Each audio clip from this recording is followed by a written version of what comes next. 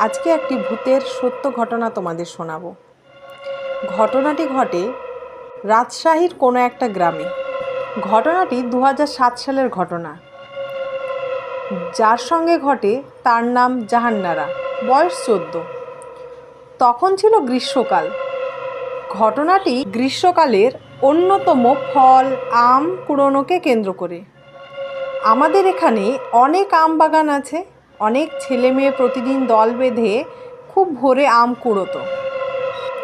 তার ওই আম কুড়োনোর প্রবল নেশা ছিল। সেই দিন রাতে জাহানারা তার ছোট বোনকে বলে যে আমরা দুজন সবার আগে খুব ভোরে আম কুড়োতে যাব। আমি যদি টের না পাই, তুই টের পেলে আমাকে ডাক দিস। ভোর 4টার দিকে তার ছোট বোন তাকে ডেকে বলল, রাত তো প্রায় শেষের দিকে, আম কুড়াতে যাবি না? তারা আর দেরি না করে